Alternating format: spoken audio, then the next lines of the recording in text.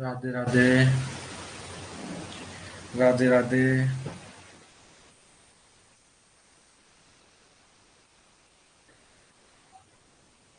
राधे राधे।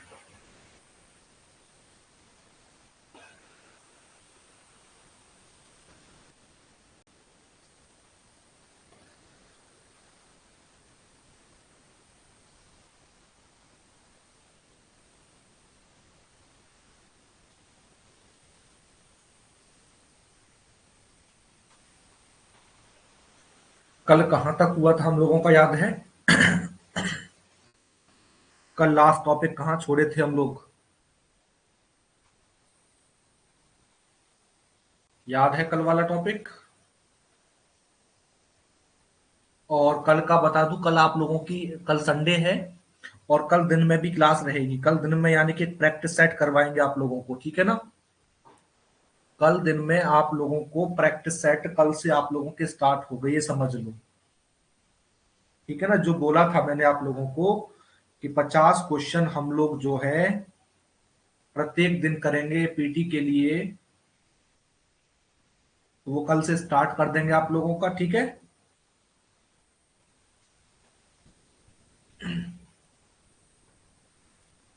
नहीं, Google meet पर नहीं, यहीं पर होगा, एप्लीकेशन पर ही। ठीक है ना? कल का टॉपिक बताओ, लास्ट टॉपिक क्या था? कल जो टॉपिक हम लोग लास्ट छोड़े थे, वो लास्ट टॉपिक क्या था?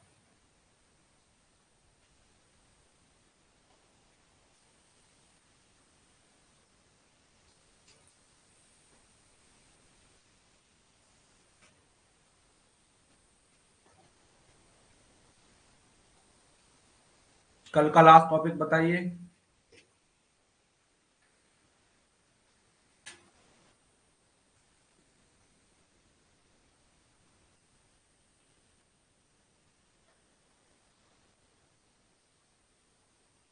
कल का लास्ट टॉपिक क्या था?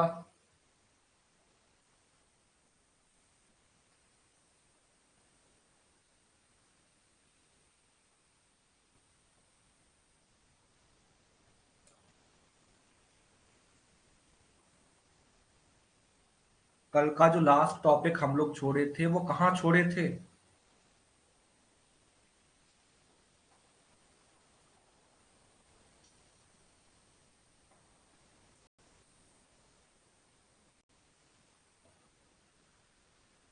आवाज आ रही मेरी सभी को? राधे राधे। कल का जो लास्ट टॉपिक था, वो लास्ट टॉपिक याद दिलाओ, कौन सा था? कहाँ से हम लोगों ने कल स्किप किया था?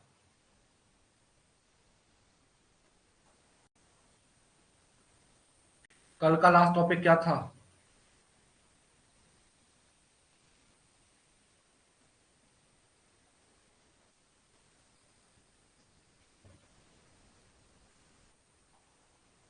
सेकंड चैप्टर है आप लोगों का, भारतीय इतिहास को जानने के स्रोत।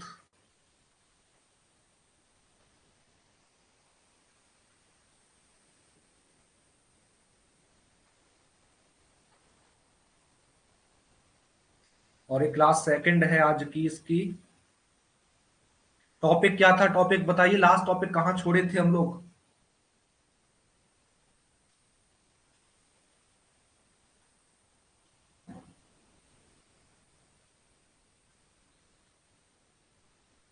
किसी को भी याद नहीं लास्ट टॉपिक कहाँ छोड़े थे?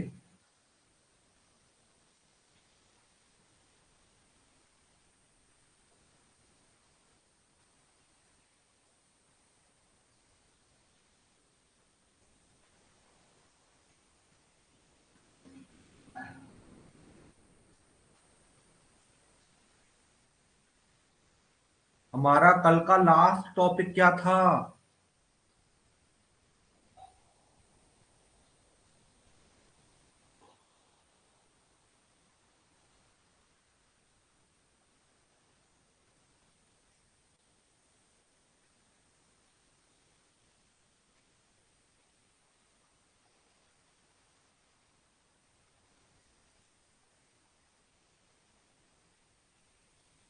बाकी लोग जो, रानू, कल का लास्ट टॉपिक क्या था?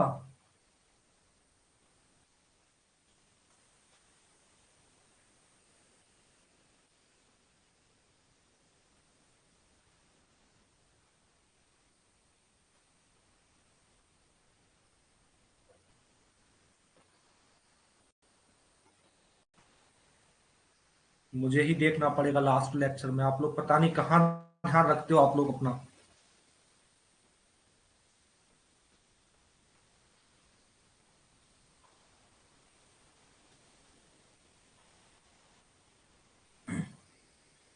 डालिए अगला टॉपिक, पुराण।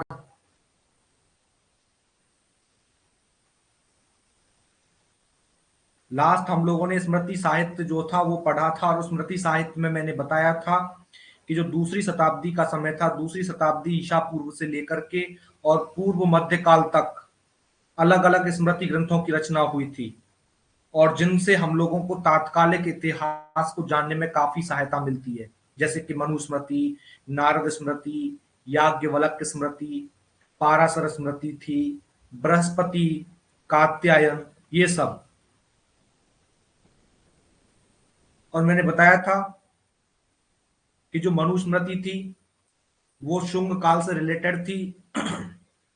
शुंग काल के समय की थी, द्वितीय शताब्दी ईसा पूर्व की थी, और सबसे ज्यादा प्राचीन थी, प्रमाणिक भी थी। और बाकी की जो स्मृतियां थी वो सभी की सभी स्मृतियां हमारी गुप्त काल की थी। क्योंकि कालांतर में देखोगे जितनी भी स्मृतियां मैंने बताई, जो स्मृति ग्रंथ हुए थे, उन पर विद्वानों ने अपने अलग अलग टीका लिखे, अलग अलग टिप्पणियां दी। यानी कि इन स्मृति ग्रंथों में देखोगे तो अलग अलग जो हमारे वर्ण होते हैं, जो राजा लोग थे, जो पदाधिकारी थे, उन सब के नियम भी उनमें दिए गए थे। ठीक है, इसके आगे डालिए पुराण। अगला टॉपिक डालिए पुराण।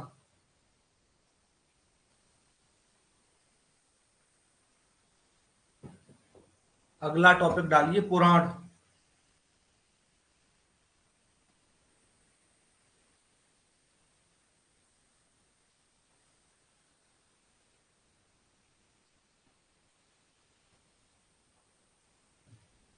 डालिए पुराण।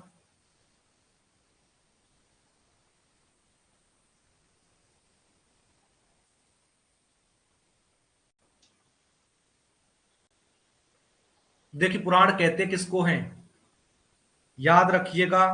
जो हमारे प्राचीन आख्यान जो होते हैं, जो प्राचीन आख्यान होते हैं, या हम लोग कह सकते हैं कि प्राचीन आख्यानों से युक्त जो ग्रंथ होते हैं, प्राचीन आख्यानों से युक्त जो ग्रंथ होते हैं, और उन्हीं ग्रंथों को क्या कहते हैं, पुराण कहते हैं। पुराण कहते हैं।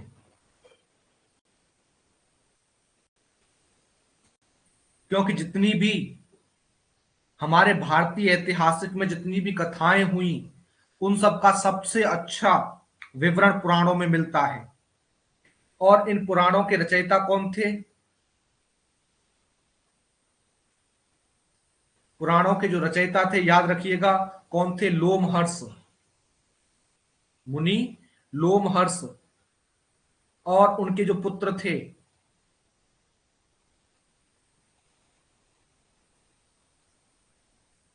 लोमहर्ष के जो पुत्र थे, जिनका नाम था उग्रश्रवा।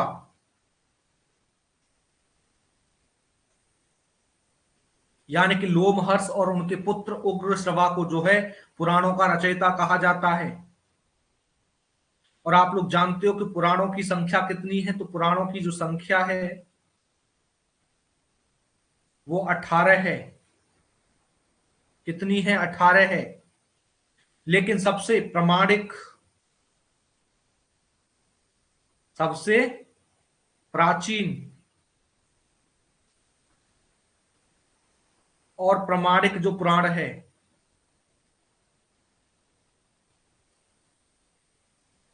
प्रामाणिक पुराण वो कौन सा है? मत्स्य पुराण।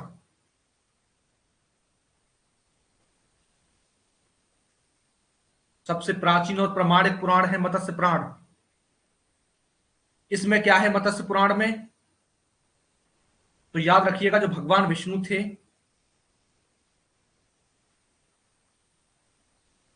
और भगवान विष्णु के जो 10 अवतार हुए,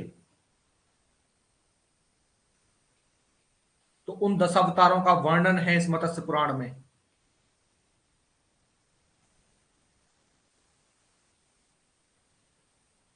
इसमें भगवान विष्णु के 10 अवतारों का वर्णन किया गया है मत्स्य पुराण में।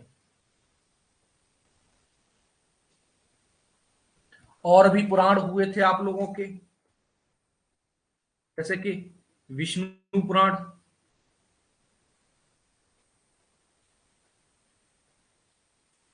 विष्णु पुराण, इसमें क्या था, इसमें मौर्य वंश का इतिहास था, मौर्य वंश के बारे में था।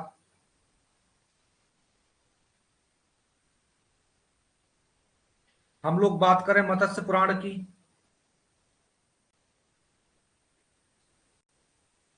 तो जो आंध्र वंश था या जो सातवाहन वंश था,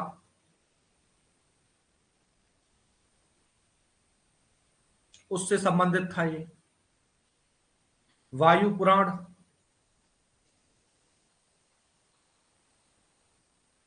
गुप्त वंश,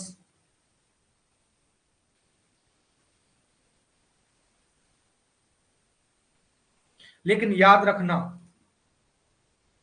जो हमारा अमर कोश है, अमर कोश,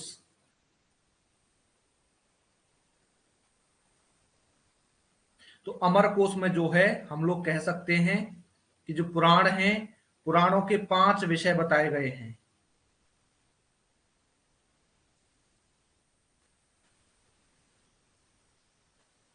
कितने विषय? 5 विषय।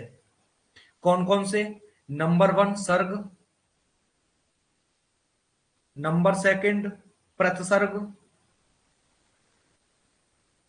सर्ग प्रतिसर्ग, नंबर 3 वंश, नंबर 4 मनवंतर, मनवंतर, और नंबर 5 वंशानुचरित।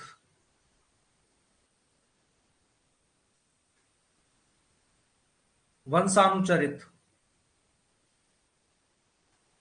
सर्ग में क्या है? तो याद रखना सर्ग में जो है सृष्टि की जो रचना है, जगत की जो सृष्टि है उसके बारे में है। जगत की सृष्टि के बारे में विवरण दिया गया है किसमें? सर्ग में। प्रतिसर्ग में क्या है कि इसमें यह बताया गया है कि जो प्रलय आती है और प्रलय के बाद जो जगत है, जो संसार है, उसकी जो सृष्टि है, दोबारा से जब सृष्टि की जाती है उसके बारे में वर्णन किया गया है प्रतिसर्ग में। यानी कि प्रलय के बाद,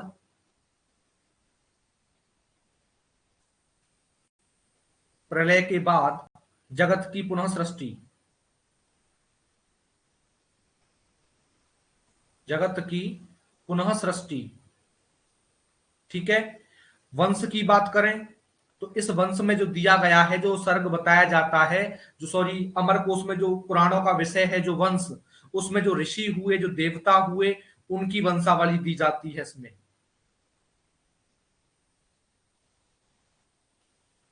ऋषियों तथा देवताओं की वंशावली,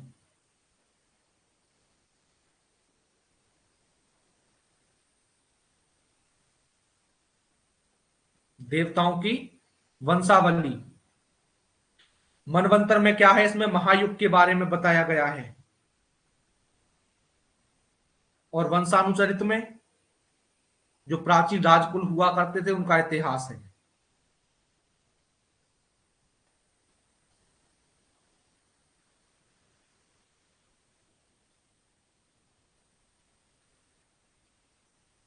प्राचीन राजकुलों का इतिहास।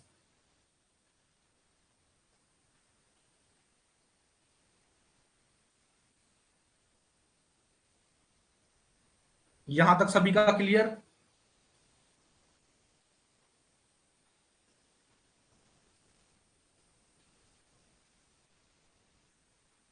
यहां तक सभी लोगों का क्लियर है?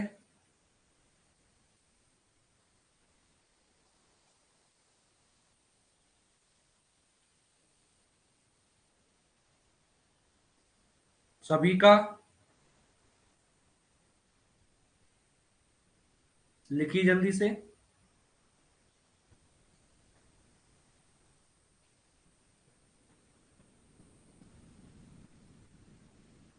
लिख लीजिए।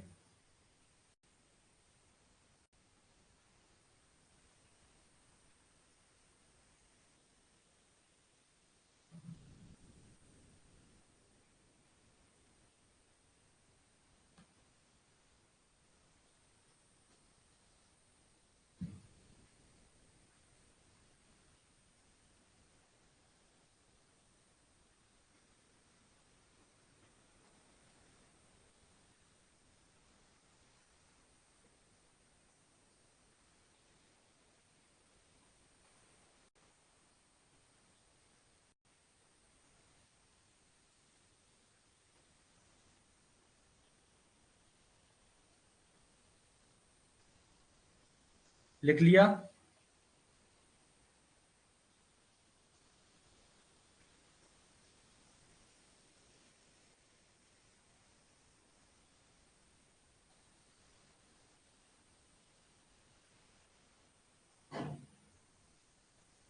लिख गया सबका? चलिए, अब यहीं पे समझिए, मैंने आप लोगों को बताया हमारे 18 पुराण हैं। 18 पुराण, तो 18 पुराण का लिख दीजिए संक्षिप्त विवरण।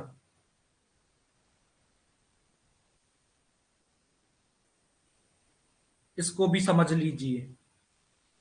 देखो, आप सब लोगों को पता है बड़े अच्छे तरीके से कि प्राचीन संस्कृत साहित्य में देखोगे तो पुराण साहित्य जो है अपने बहुत बड़े हैं, बहुत विशाल हैं, काफी गौरवमय है, ऐसा हम लोग कह सकते हैं।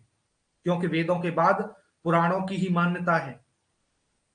यानी कि पुराणों को एक तरीके से हम लोग कह सकते हैं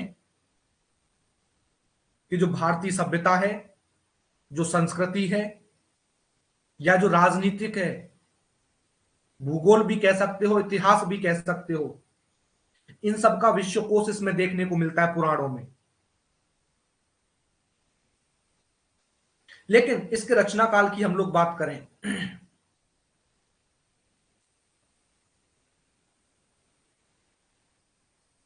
रचना काल, ये विवादास्पद है। विवाद है इसको लेकर के। लेकिन फिर भी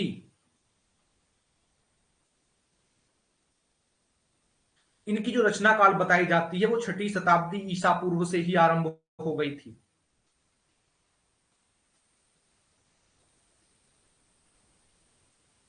लेकिन गुप्त युग में परिवर्तित और संबंधित होकर के वर्तमान रूप में ये आ चुके थे, हम लोग ऐसा कह सकते हैं।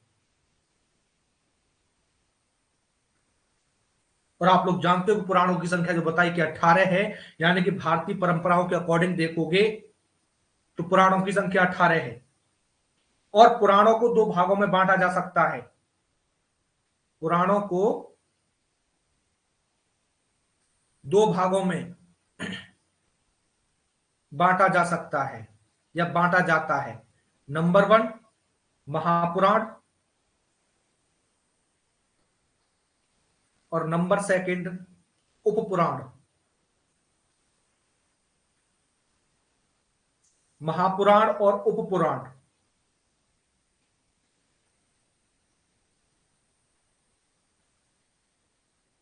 और याद रखना, जो महापुराण है इनकी संख्या कितनी है? इनकी संख्या भी 18 है। और उपपुराणों की संख्या कितनी है? तो उपपुराणों की संख्या भी 18 है।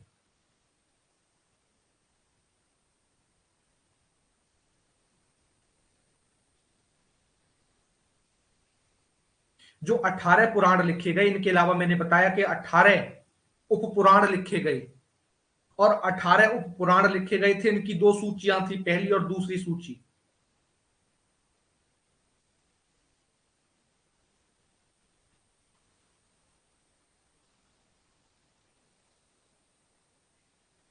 महापुराण,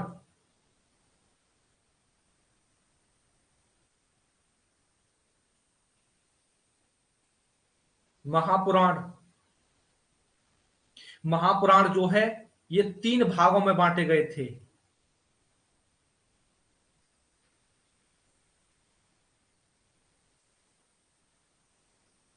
ये 3 भागों में ये बांटे गए थे।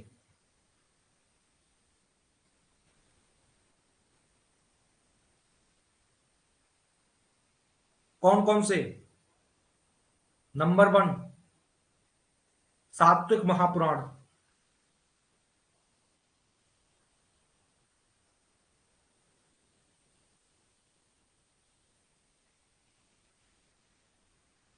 सात्विक महापुराण।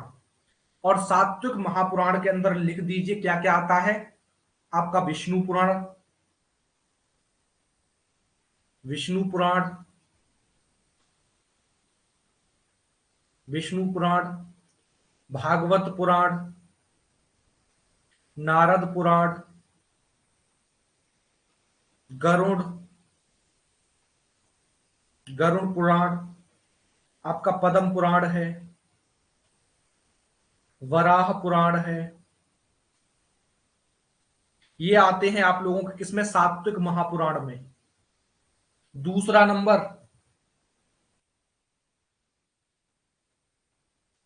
सेकंड नंबर, एक तो हो गया सात्विक महापुराण, और नंबर सेकंड राजस पुराण।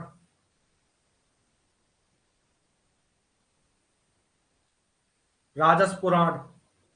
अब देखो, पुराण को मैं डिटेल में इसलिए करवा रहा हूं आप लोगों को, क्योंकि 2022 में जो एग्जाम हुआ था पीटी का, वहां पुराणों से काफी डिटेल में पीटी में क्वेश्चन देखने को मिला था, इसीलिए। तो राजस पुराण में क्या क्या आता है आप लोगों का? एक तो ब्रह्म पुराण, ब्रह्म पुराण, ब्रह्मांड पुराण,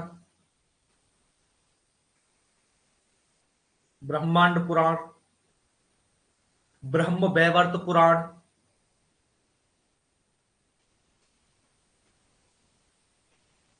ब्रह्म वैवर्त पुराण, मार्कंडेय पुराण,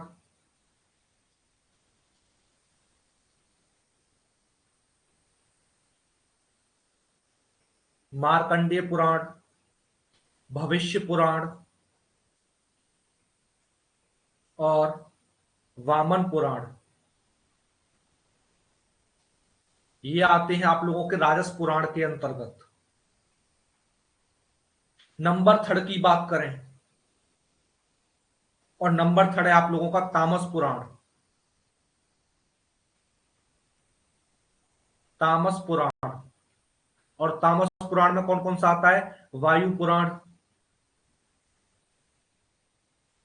वायु पुराण, लिंग पुराण,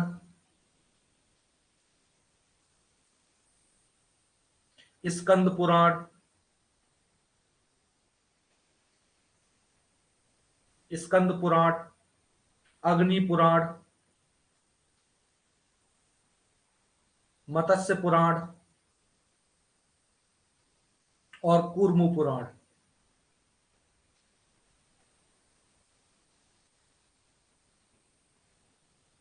ठीक है, ये आते हैं आप लोगों के किसमें, महापुराण में।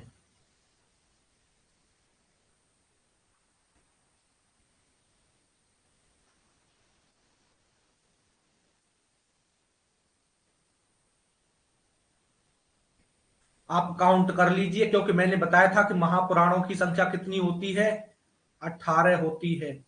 18 है। 1, 2, 3, 4, 5, 6, 7, 8, 9, 10, 11, 12, 13, 14, 15, 16, 17 और 18। क्लियर? 18 आप लोगों के महापुराण हैं। अब इसके बाद बात करें, 18 हमारे उपपुराण होते हैं। 18 हमारे उपपुराण हैं। अब 18 उपपुराण कौन से हैं? तो याद रखना, 18 उपपुराणों का वर्गीकरण कैसे हुआ। आचार्य बलदेव उपाध्याय, नाम याद रखिएगा, आचार्य बलदेव उपाध्याय, जो आचार्य बलदेव उपाध्याय थे, और उन्होंने क्या किया, उन्होंने ये किया कि जो गरुड़ पुराण है, गरुड़ पुराण, और इस गरुड़ पुराण के आधार पर हम लोग कह सकते हैं उप पुराणों को विभक्त किया, या उप पुराणों की सूची प्रदान की।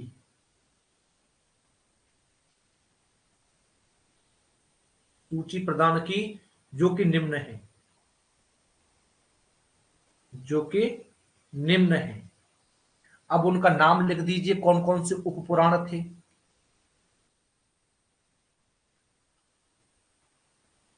तो लिखिए सनत कुमार,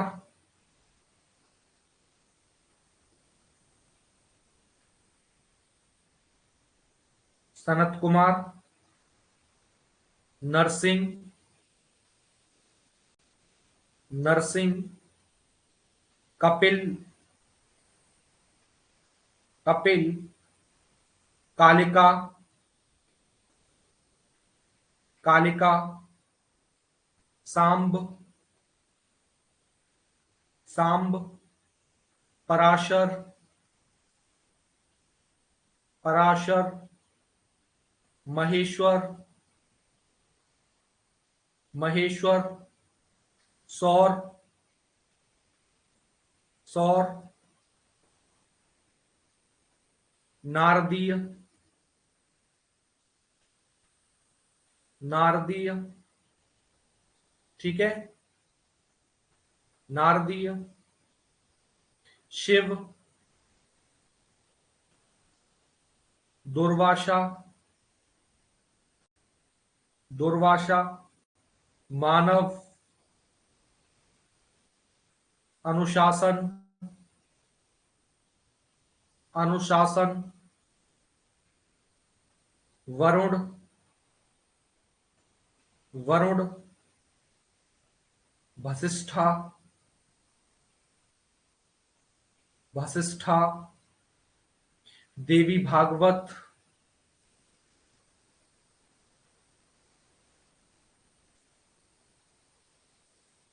देवी भागवत, नंदी, नंदी, आदित्य, आदित्य, हो गए 18। 1 2 3 4 5 6 7 8 9 10 11 12 13 14 15 16 17 18, ये आपके 18 उप पुराण थे जो कि आचार्य बलदेव उपाध्याय ने गरुड़ पुराण के आधार पर हम लोगों को प्रदान किए थे।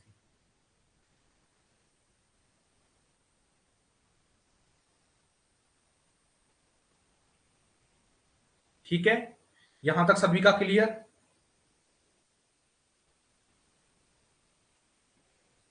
यहां तक सबका क्लियर है?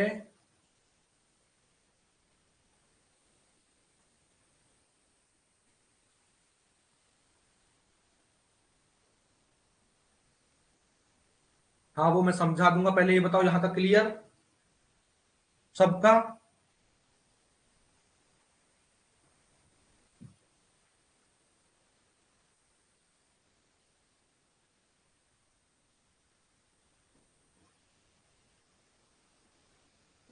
चलिए आगे डालिए, पुराणों के बारे में ही याद रखिएगा। तो मैंने बताया आप लोगों को भी थोड़ी देर पहले, विष्णु पुराण,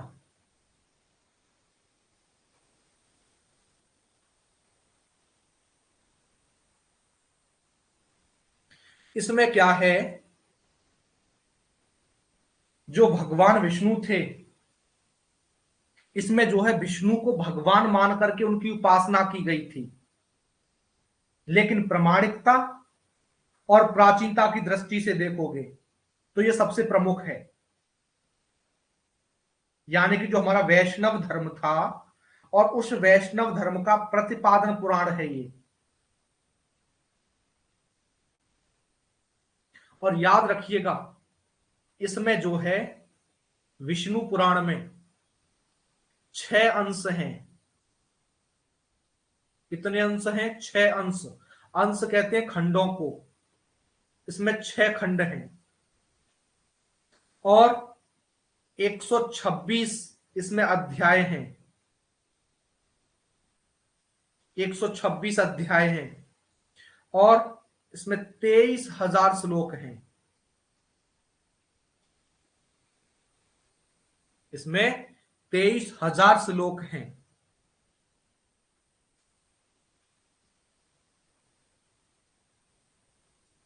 आप लोग जानते हो श्रीमद् भागवत पुराण,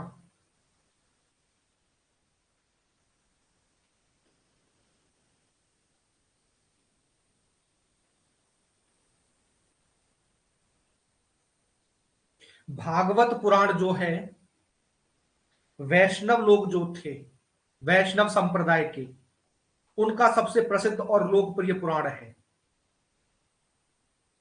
किसका?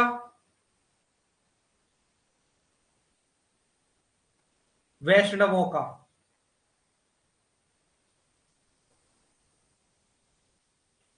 सबसे प्रसिद्ध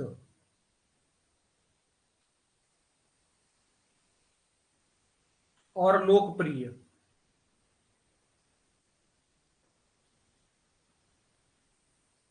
ठीक है, क्योंकि जो वैष्णव लोग थे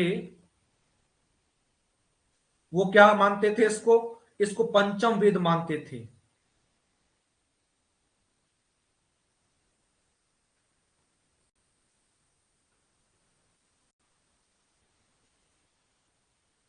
इसको पंचम वेद मानते थे।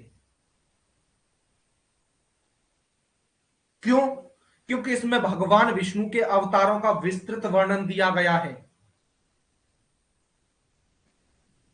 और इसका जो 10वां अध्याय है,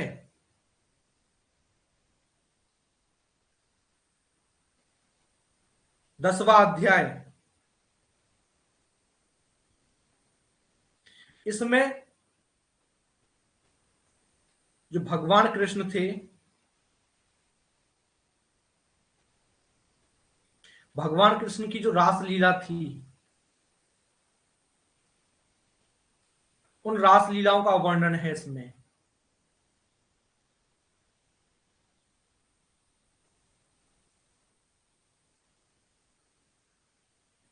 अच्छा, एक चीज याद रखना, भगवान कृष्ण की रासलीलाओं का वर्णन तो किया गया 10वें अध्याय में, लेकिन जो राधा रानी थी, राधा जी का कहीं भी इसमें जिक्र नहीं किया। अब वो जिक्र क्यों नहीं किया, इसका एक रीजन था। इसमें सांख्य दर्शन के जो प्रवर्तक हुआ करते थे, कपिल और महात्मा बुद्ध, इनको विष्णु अवतार माना गया था इसमें, इसलिए राधा जी का कहीं इसमें जिक्र नहीं किया गया। और याद रखना, इस श्रीमद् भागवत पुराण में जो है हमारे 12 स्कंद हैं, 12 स्कंद हैं और 18,000 श्लोक हैं।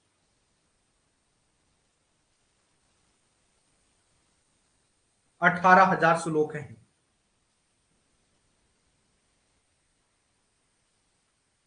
लेकिन याद रखिएगा, पद्म पुराण,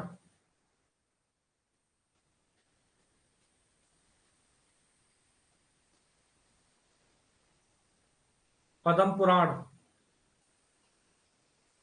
जो पद्म पुराण था, इसमें राधा जी का उल्लेख है। और किस रूप में? भगवान कृष्ण की प्रेयसी के रूप में, प्रेमिका के रूप में। इसमें राधा का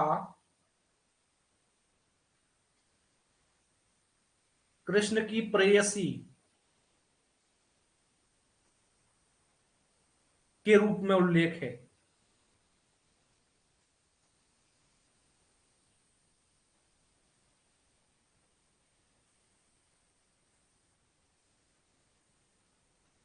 अगर मुख्य रूप से देखोगे तो विष्णु परक होते हुए भी पुराण ब्रह्मा, विष्णु और शिव, इन तीनों देवताओं में एकत्व की भावना स्थापित करना है। और याद रखना, पद्म पुराण सबसे बड़ा पुराण है।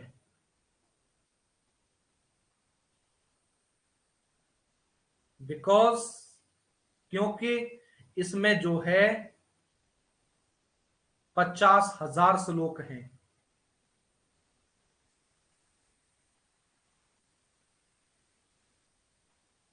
50,000 श्लोक हैं।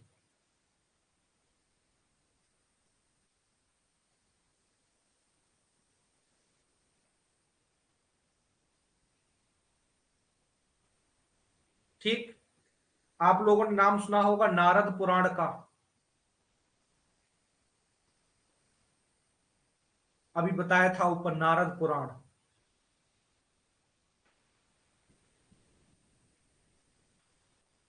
इसे हम लोग जो है बृहद नारदीय भी कहते हैं।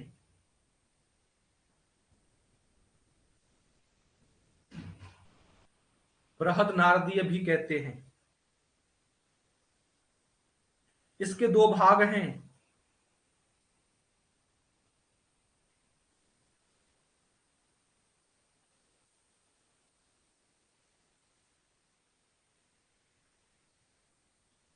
जिनमें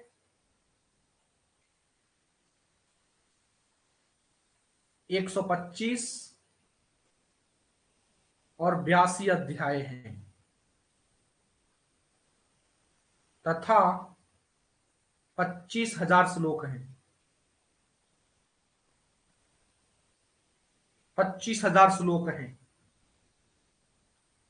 इसके पूर्व भाग में देखोगे तो वर्णाश्रम के आचार, श्राद्ध, प्रायश्चित, व्याकरण, निरुक्त, छंद, ज्योतिष, इन सब का वर्णन है। वैष्णव पुराण का स्थान देखोगे तो विश्व कोशात्मक पुराणों में आता है। इसमें वैष्णवों के जो व्रत थे, जो उत्सव थे, उन सब का वर्णन है। यानी कि विष्णु भगवान की जो भक्ति थी, उस भक्ति को ही मोक्ष का एकमात्र उपाय इसमें बताया गया था। तो याद रखिएगा, कुल पुराणों में जो है 40,000 श्लोक हैं। पुराणों में आपका विष्णु, वायु, मत्स्य, भागवत, इनमें क्या है, ऐतिहासिक व्रत, राजाओं की वंशावली, इन सब के रूप में देखने को मिलता है बहुत कुछ। क्योंकि विष्णु पुराण में देखोगे तो सृष्टि की उत्पत्ति से लेकर के कलयुग का जो मौर्य वंश था, जो गुप्त वंश तक, गुप्त वंश जो था, वहां तक का विवरण इनमें देखने को मिलता है। यानी कि पुराणों का जो उद्देश्य था, जो हमारी पुरानी कथाएं हैं, उन कथाओं के द्वारा उपदेश देना, जो देव महिमा है, देवताओं की जो महिमा है, जो तीर्थों की महिमा है, उन सब का मतलब बखान करके, उन सब के बारे में जिक्र करके, विवरण दे करके, जो जन साधारण लोग हैं, जन समुदाय के जो लोग होते हैं, उनके हृदय में कह सकते हैं कि धर्म पर अडिग भावना बनाए रखने का इनका मूल उद्देश्य था पुराणों का।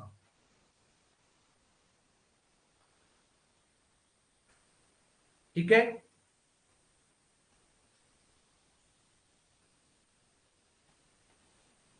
तो यहां तक कोई डाउट, कोई बात अब मुझे बताइए, क्लियर है और नहीं है?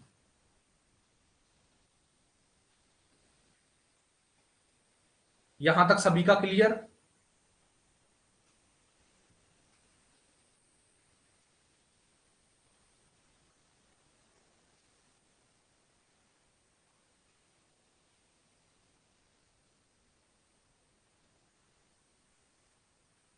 यहां तक सभी का क्लियर है?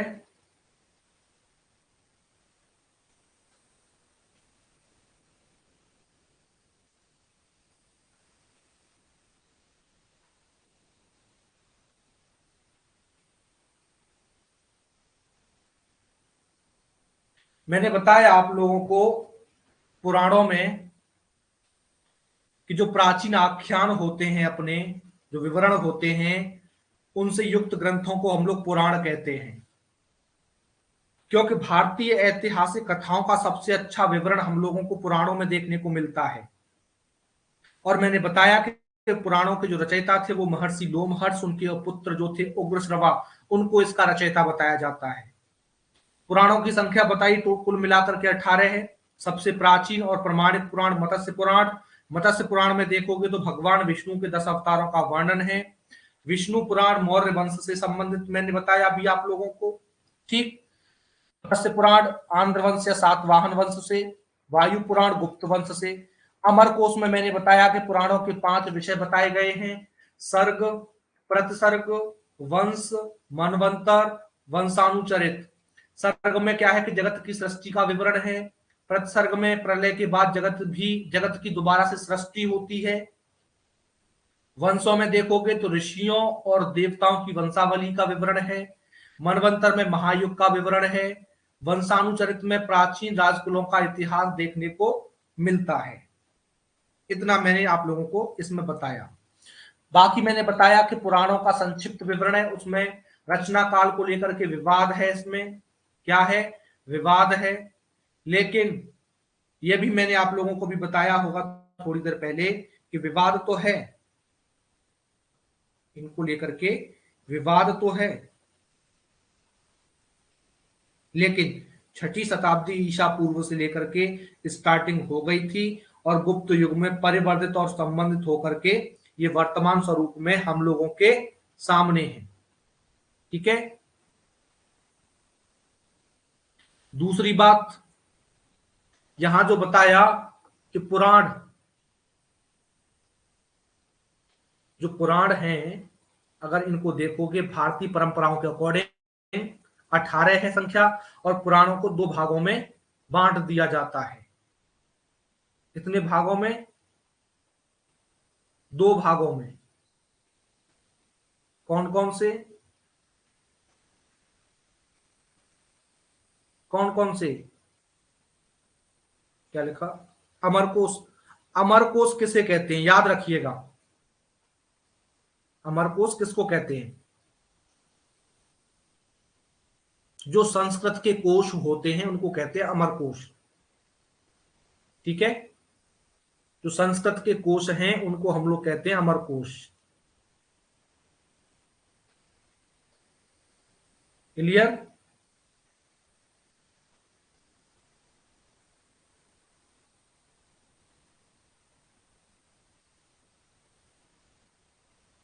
यानी कि हमारे पुराणों के इन सब के बारे में जो विवरण दिया जाता है उसी को हम लोग अमरकोश कहते हैं। यानी कि हमारे आध्यात्मिक चिंतन के जो विषय हैं उनका जो खजाना है, उनका जो संग्रह है, जो शब्दकोश है, वो होता है अमरकोश।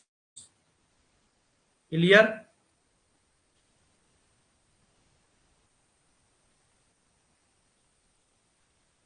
तो पुराण दो भागों में बांटे गए, महापुराण और उपपुराण। ठीक है। महापुराणों की संख्या 18 है, उपपुराणों की संख्या भी 18 है। महापुराण मैंने बताया कि इनको तीन भागों में बांटा गया। नंबर वन सात्विक, जिसमें विष्णु पुराण, भागवत पुराण, नारद पुराण, गरुण पुराण, पद्म पुराण और वराह पुराण इसमें ये आते हैं। ठीक है। नंबर सेकंड राजस पुराण, और राजस पुराण में आपका ब्रह्म पुराण है, ब्रह्मांड पुराण है, ब्रह्म वैवर्त है, मार्कंडे पुराण है, भविष्य पुराण है, बावन पुराण है। ये हमारे आते हैं किसमें? राजस पुराण में। थर्ड नंबर है तामस पुराण, उसमें वायु पुराण, लिंग पुराण, स्कंद पुराण, अग्नि पुराण, मत्स्य पुराण और कूर्म पुराण ये आते हैं। बाकी बताया था कि 18 उपपुराण हैं, और ये 18 उपपुराण जो है आचार्य बलदेव उपाध्याय ने गरुण पुराण के आधार पर इनकी सूची हम लोगों को प्रोवाइड की, जिसमें सनत कुमार, नरसिंह, कपिल, कालिका, सांब, पराशर, महेश्वर, सौर, नारदी, शिव, दुर्वासा, मानव, अनुशासन, वरुण, वशिष्ठा, देवी भागवत, नंदी, आदित्य, ये 18 उपपुराण हैं। ठीक है। दूसरी बात कि विष्णु पुराण, यहां जो मैंने बताया कि विष्णु पुराण, इसमें 6 अंश हैं अपने। अंश किसको कहते हैं? अंश कहते हैं खंडों को, भागों को। ठीक है। किसको? खंडों को या भागों को। देखिए अब क्या उपपुराणों की रचना क्यों की गई, जो उपपुराण थे इनकी रचना क्यों की गई?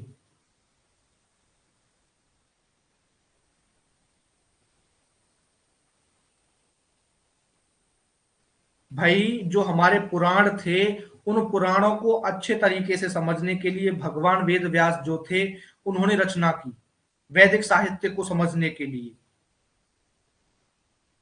वैदिक साहित्य को समझने के लिए हम लोग कह सकते हैं कि उपपुराणों की रचना की गई। ठीक है।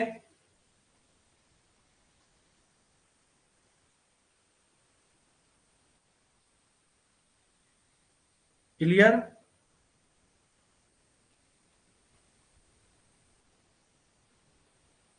क्लियर है?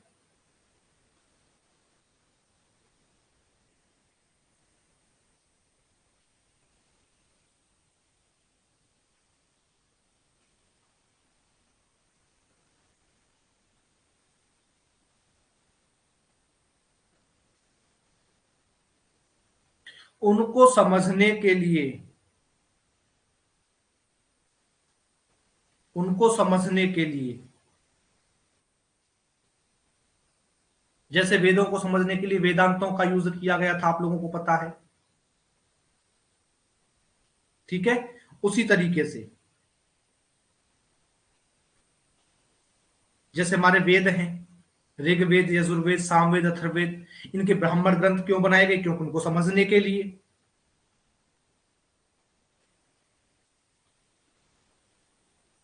ठीक। अब थोड़ा सा टॉपिक डिटेल में पड़ जाएगा, नहीं तो मैं 18 पुराणों को एक एक करके सबको एक्सप्लेन भी करवाता आप लोगों को, ठीक है ना। बाकी जब आप लोगों को लेक्चर दिया जाएगा, अभी टेंशन ना लो, लेक्चर जब दिया जाएगा तो उसमें और एक्सप्लेन कर देंगे इन चीजों को। हाँ, तो विष्णु पुराण, इसमें 6 अंश यानी कि खंड हैं, और 126 अध्याय हैं, और 23,000 श्लोक हैं। श्रीमद् भगवत पुराण, इसमें वैष्णवों का सबसे प्रसिद्ध और लोकप्रिय पुराण इसको कहा जाता है। इसको पंचम वेद भी मानते हैं ये वैष्णव लोग जो है। क्यों? क्योंकि इसमें भगवान विष्णु के अवतार की बात कही गई है। इसका 10वां अध्याय, इसमें भगवान कृष्ण की रासलीलाओं का वर्णन है। मैंने बताया था कि इसमें जो राधा थी, राधा का कहीं जिक्र नहीं किया गया। इसमें 12 स्कंद हैं, 18,000 श्लोक हैं। पद्म पुराण, इसमें राधा का जिक्र किया गया है, किसके रूप में? भगवान कृष्ण की प्रेयसी के रूप में, प्रेमिका के रूप में। सबसे बड़ा पुराण है पद्म पुराण, इसमें 50,000 श्लोक हैं। नारद पुराण बताया, इसे बृहद नारदीय भी कहते हैं। इसके 2 भाग हैं, जिसमें पहले भाग में 125 और दूसरे भाग में 82 अध्याय हैं, और दोनों में कुल मिलाकर के 25,000 श्लोक हैं। ये था आप लोगों का पुराणों के बारे में। अब मुझे बताइए कि यहां तक सबका क्लियर है और नहीं है?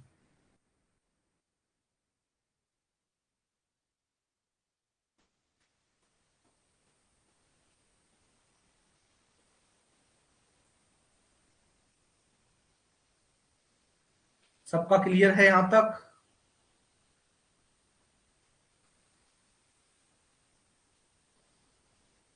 सबका?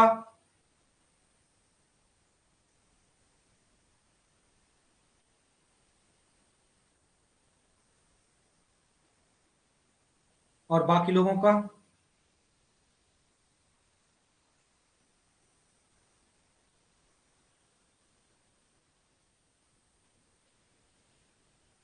अब डालिए यहां बौद्ध साहित्य।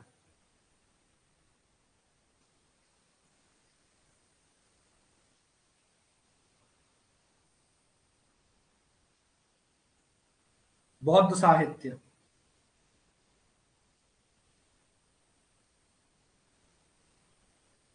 आप लोग जानते हो भगवान बुद्ध जो थे, और भगवान बुद्ध को जब परिनिर्वाण प्राप्त हुआ, और उनके बाद जो है उनके उपदेशों को 3 भागों में संकलित किया गया था। भगवान बुद्ध की मृत्यु के बाद या महापरिनिर्वाण के बाद जो है, उनकी जो शिक्षाएं थी, उन शिक्षाओं को अलग अलग संगतियों ने संकलित करके 3 पिटकों में विभक्त किया गया था उनके द्वारा।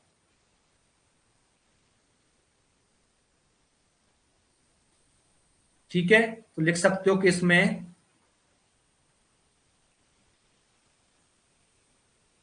भगवान बुद्ध के परिनिर्वाण के बाद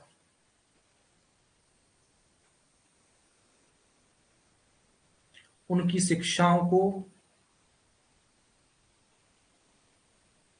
उनकी शिक्षाओं या उपदेशों को 3 भागों में संकलित किया गया।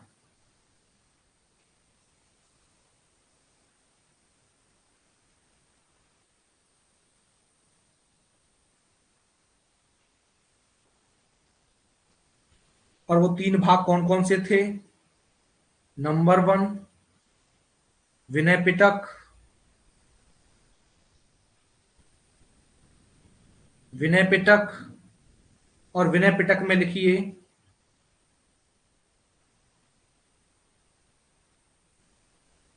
या पहले लिखिए कि इसके संकलनकर्ता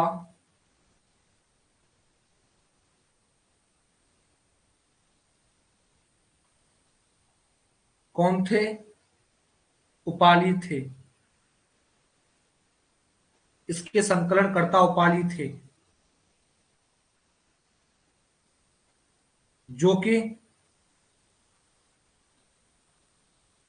बुद्ध के शिष्य थे।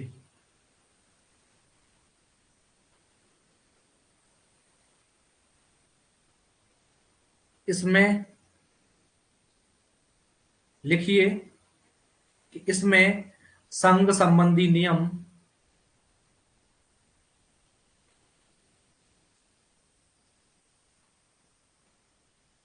संघ संबंधी नियम, दैनिक आचार विचार,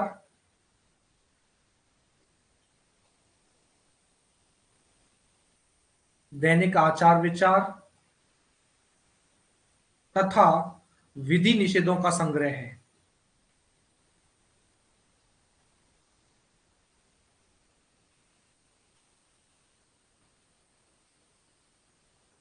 विधि निषेधों का संग्रह है। ठीक। दूसरा जो भाग था जिसका नाम था सुत्त पिटक,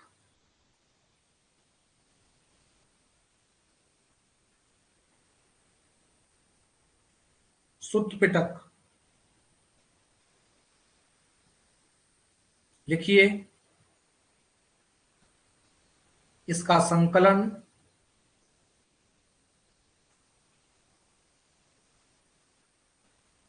बुद्ध के शिष्य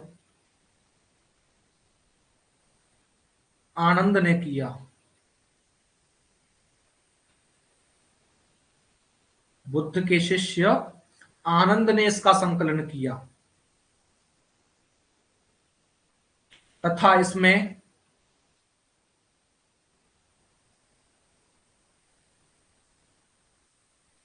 इसमें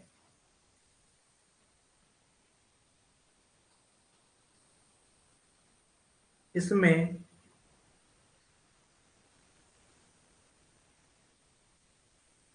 बौद्ध धर्म के सिद्धांत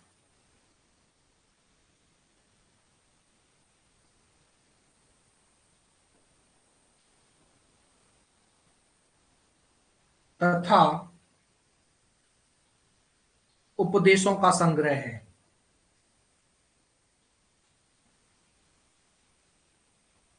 उपदेशों का संग्रह है। नंबर 3 अभिधम्म पिटक,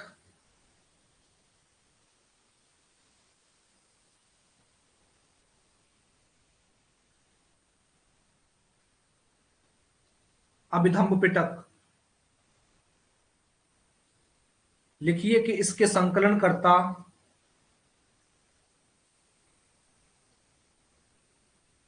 इसके संकलनकर्ता कौन थे? मोगली पुत्र तिस्स,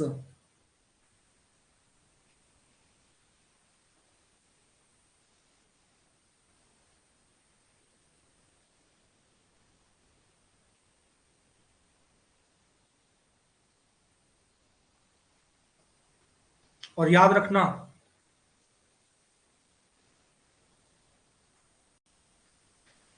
इसमें या यह पिटक प्रश्नोत्तर रूप में है।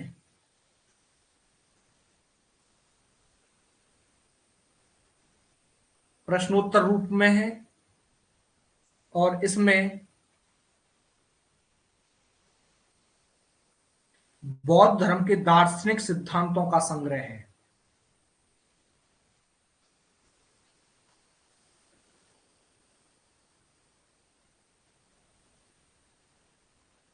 दार्शनिक सिद्धांतों का संग्रह है।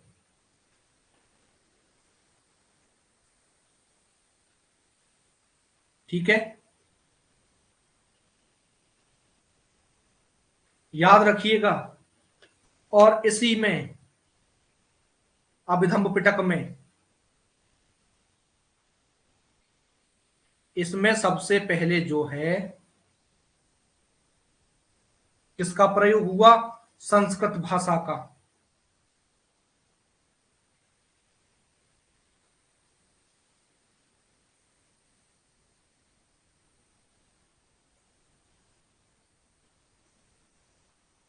संस्कृत भाषा का प्रयोग हुआ।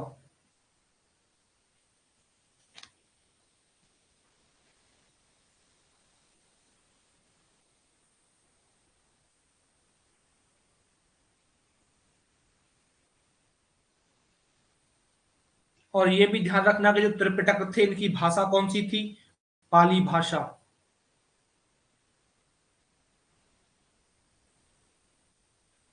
ठीक, आगे लिखिए कि त्रिपिटकों के अतिरिक्त, या याद रखना, त्रिपिटकों के अलावा बौद्ध साहित्य में और भी प्रमुख स्रोत उपलब्ध थे। जैसे फॉर एग्जाम्पल जातक।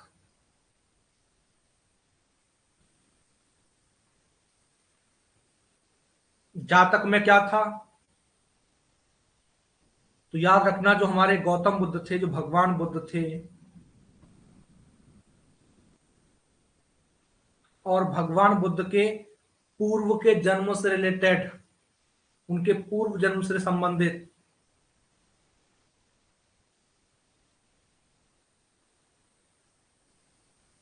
पूर्व जन्म से संबंधित या पूर्व जन्म की जो कथाएं थी, वो कितनी मिली थी? 549 कथाएं।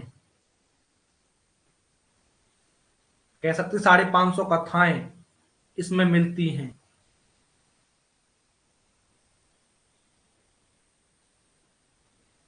इसमें मिलती हैं। नंबर सेकंड याद रखिएगा, दीपवंश और महावंश। दीपवंश एवं महावंश, इन ग्रंथों में क्या था?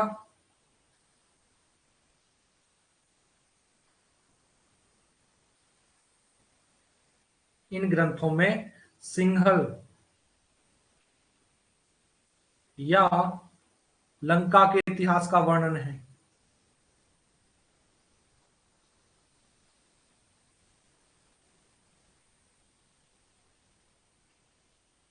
ठीक, आगे याद रखना, मिलिंद पन्हो।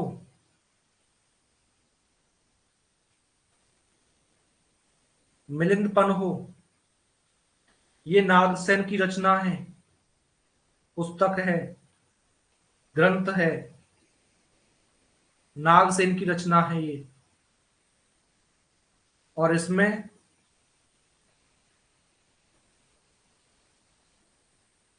यूनानी राजा जो हुआ करता था, यूनानी शासक, कौन? मिनांडर और नागसेन,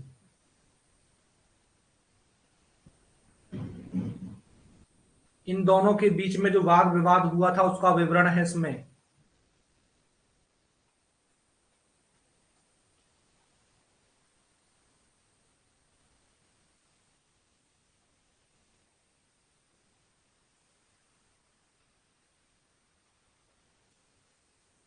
वाद विवाद का वर्णन इसमें मिलता है। आगे याद रखना, आर्य मंजूश्री मूलकल्प।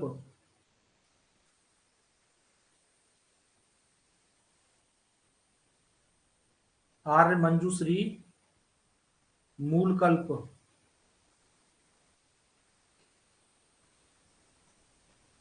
इसमें क्या है? गुप्त शासकों का वर्णन। गुप्त शासकों का वर्णन है इसमें। और आगे याद रखना अंगुत्तर निकाय, सबसे इंपॉर्टेंट। इसमें क्या है? 16 महाजनपदों का उल्लेख।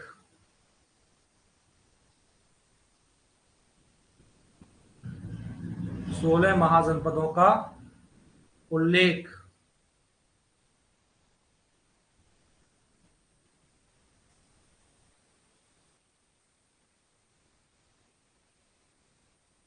आपको पता है कि सभी के सभी ग्रंथ पाली भाषा में थे,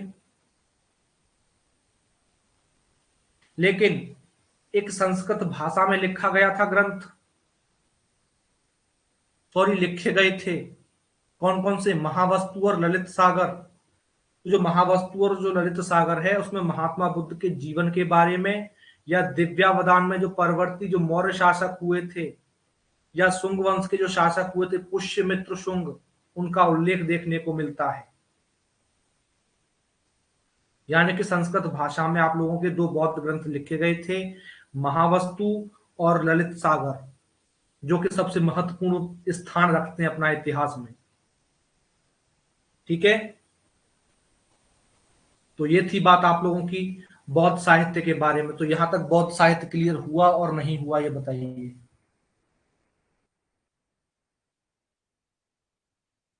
सबका क्लियर है?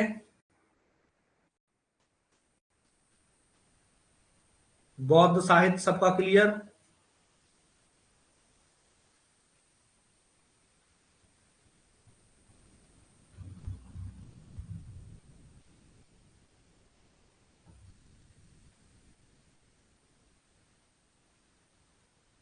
मैंने ये बताया दीदी कि जो बौद्ध ग्रंथ थे वो सभी के सभी पाली भाषा में लिखे गए थे, लेकिन उन ग्रंथों के अलावा संस्कृत भाषा में दो ग्रंथ लिखे गए थे जिनका नाम था महावस्तु और ललित सागर।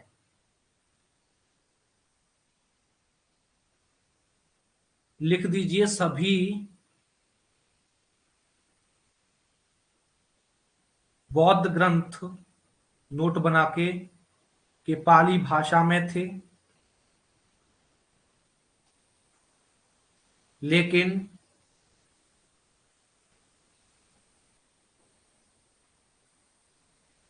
महावस्तु और ललित विस्तार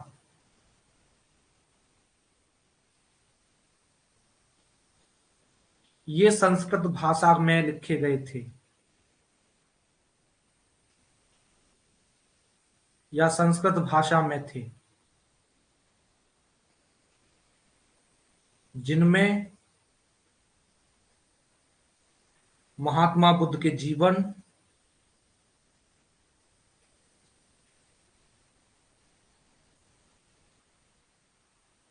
महात्मा बुद्ध के जीवन और दिव्यावदान में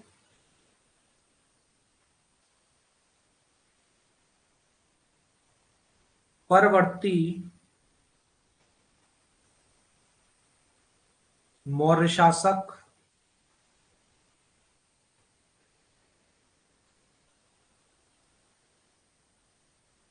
एवं पाली, त्रिपिटक पाली भाषा में थे।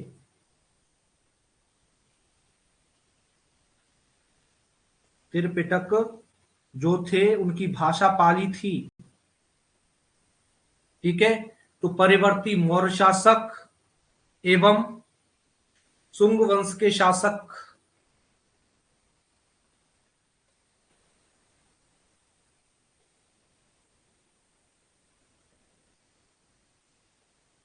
पुष्यमित्र शुंग,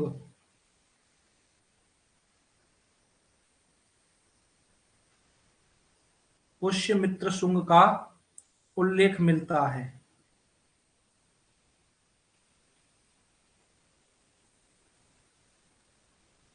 ठीक है, तो याद रखना संस्कृत भाषा में लिखे गए बौद्ध ग्रंथों में महावस्तु और ललित विस्तार का सबसे महत्वपूर्ण स्थान है।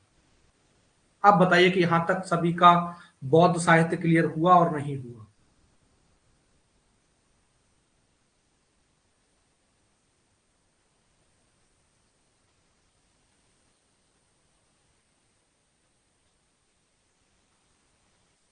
सबका क्लियर है?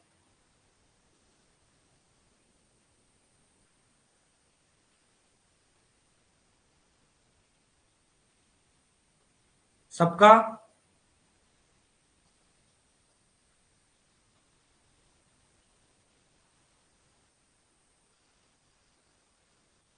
भैया बाकी लोगों का क्लियर नहीं हुआ?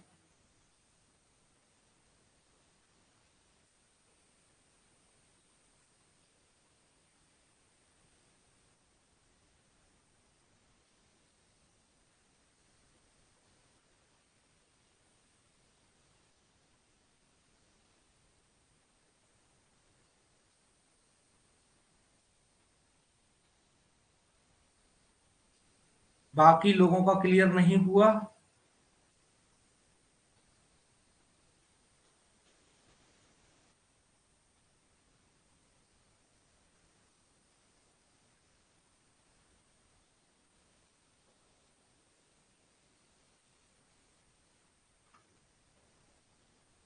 आगे डालिए।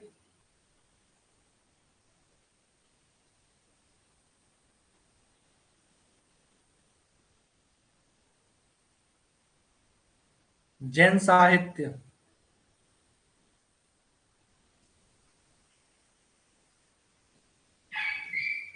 जैन साहित्य।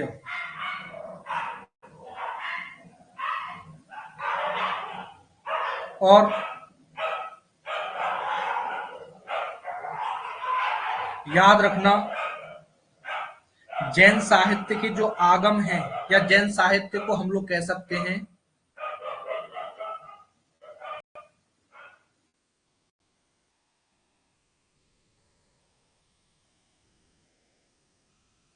जैन साहित्य, इनको आगम कहते हैं। क्या कहते हैं? आगम कहते हैं। आगम यानी कि सिद्धांत। सिद्धांत कहा जाता है। और याद रखना, जैन साहित्य में जो है 12 अंग, 12 उपांग, 10 प्रकीर्ण, 12 अंग, 12 उपांग, 10 प्रकीर्ण और 14 पूर्व।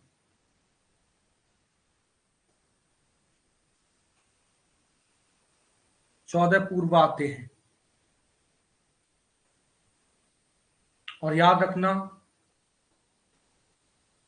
ये किस में लिखा गया है? प्राकृत भाषा में।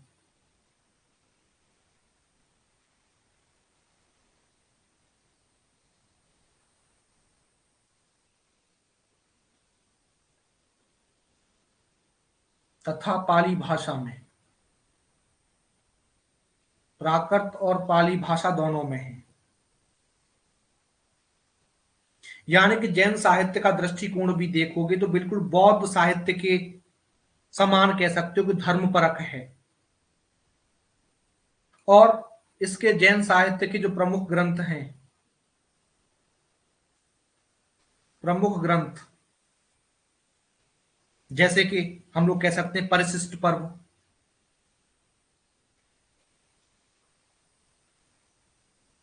परिशिष्ट पर्व, भद्रबाहु चरित,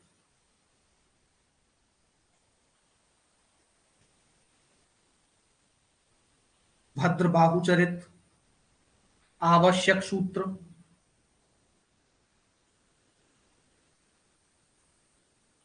आवश्यक सूत्र, आचारांग सूत्र,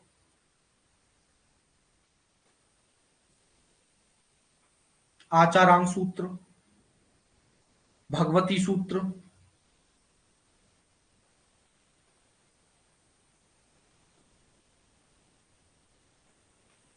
आचारांग सूत्र, भगवती सूत्र,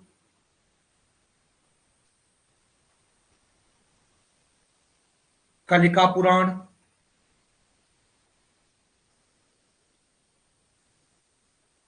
कलिका पुराण, ये सब। ठीक है।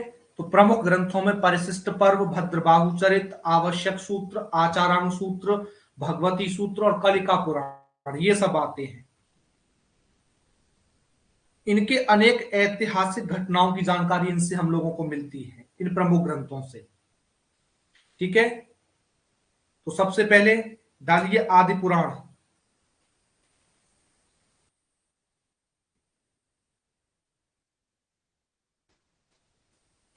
आदि पुराण। और आदि पुराण, इसके रचयिता कौन थे? इसके रचयिता आचार्य जिनसेन।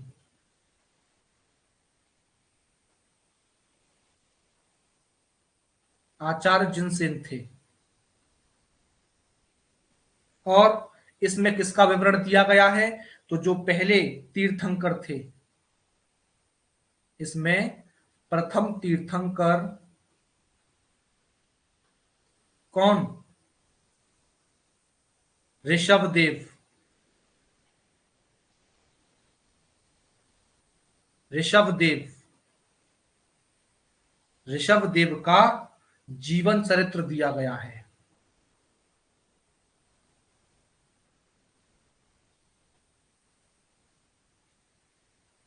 जीवन चरित्र दिया गया है। ठीक है। नंबर सेकंड डालिए समय सार।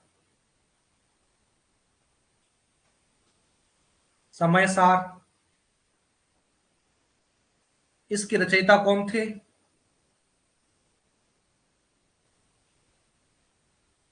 इसके रचयिता, तो याद रखिएगा, इसके रचयिता थे आचार्य कुंद कुंद।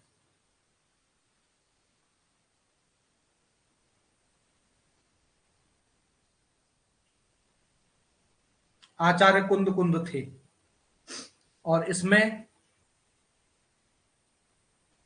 जीव, कर्ता, कर्म, पुण्य,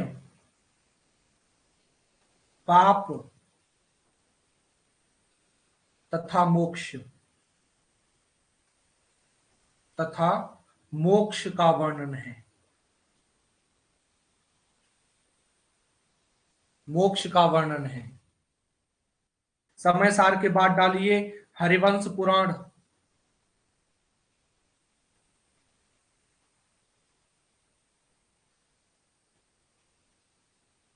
ये जैन साहित्य में आते हैं सब। हरिवंश पुराण, इसके रचयिता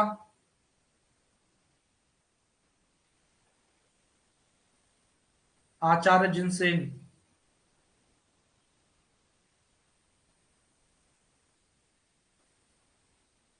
आचार्य जिनसेन तथा इसमें वसुदेव और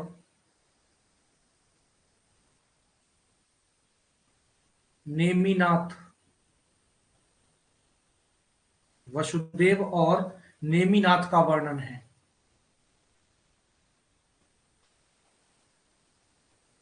ठीक है। हरिवंश पुराण के बाद डालिए पद्म पुराण।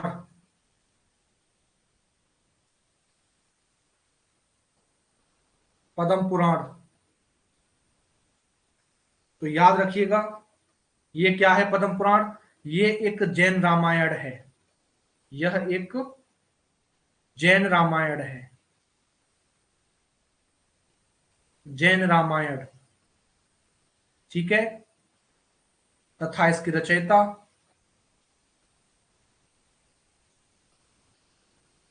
इसके रचयिता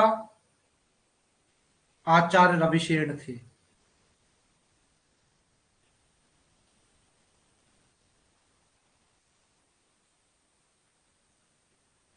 आगे डालिए पद्म पुराण के बाद में पांडव पुराण। पांडव पुराण, और पांडव पुराण में लिखिए कि यह एक जैन महाभारत है।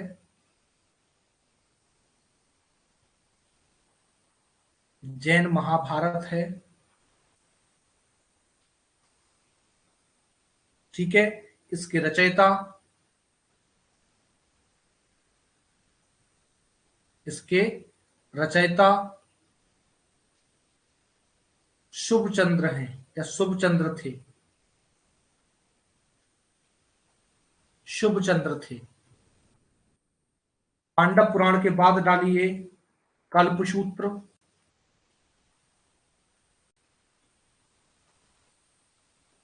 कल्पसूत्र। इसमें लिखिए कि इसमें जैन धर्म का प्रारंभिक इतिहास,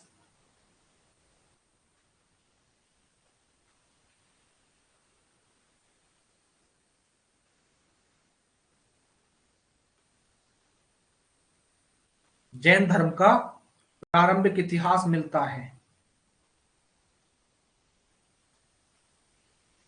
ठीक है। और इसकी रचना किसने की? भद्रबाहु ने।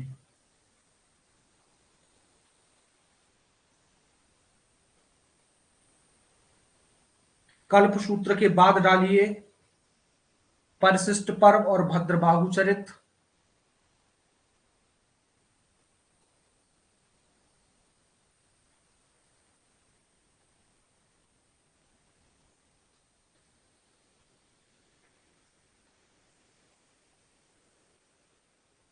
परिशिष्ट पर्व और भद्रबाहु चरित। इसमें लिखिए कि इसमें चंद्रगुप्त मौर्य के जीवन की प्रारंभिक तथा इसमें चंद्रगुप्त मौर्य के या चंद्रगुप्त मौर्य के जीवन की प्रारंभिक तथा तथा उत्तरकालीन घटनाओं की सूचना मिलती है। उत्तरकालीन घटनाओं की सूचना मिलती है।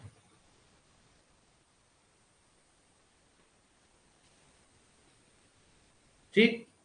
इसके बाद लिखिए भगवती सूत्र।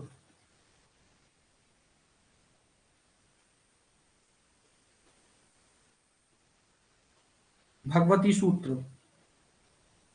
इसमें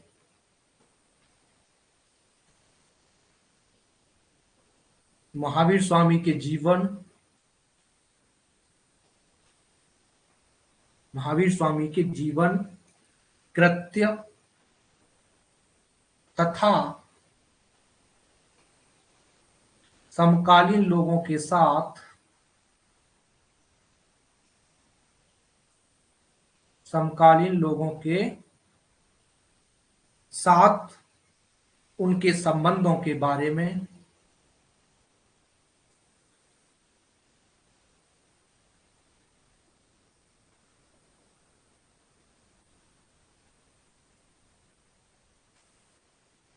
जानकारी मिलती है। जानकारी मिलती है।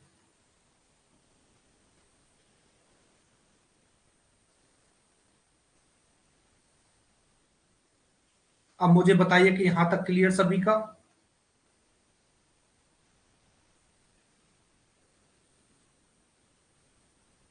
यहां तक सभी का क्लियर है?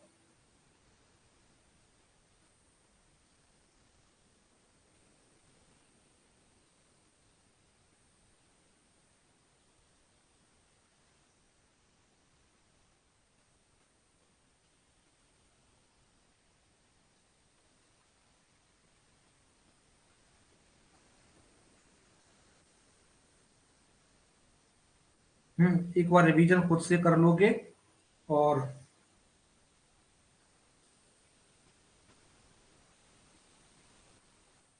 अभी टेंशन ना लो।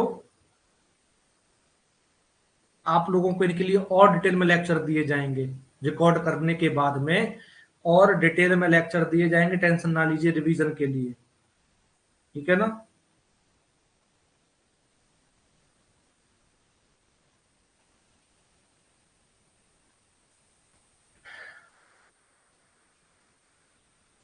आज के लिए फिर इतना ही, ठीक है ना।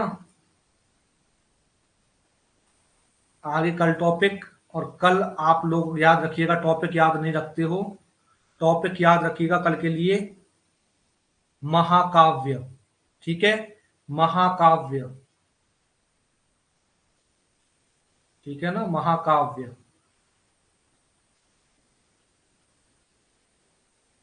तो चलिए, गुड नाइट सभी को, राधे राधे, ठीक है। और कल दिन में टाइम बता दिया जाएगा सुबह आप लोगों को, कल दिन में प्रैक्टिस सेट करवाया जाएगा आप लोगों का।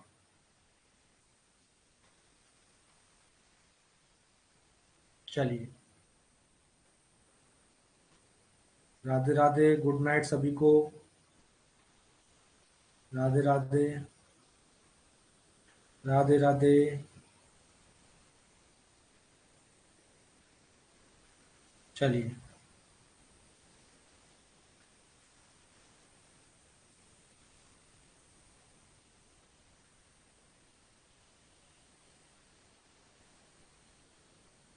प्रीलिम्स के लिए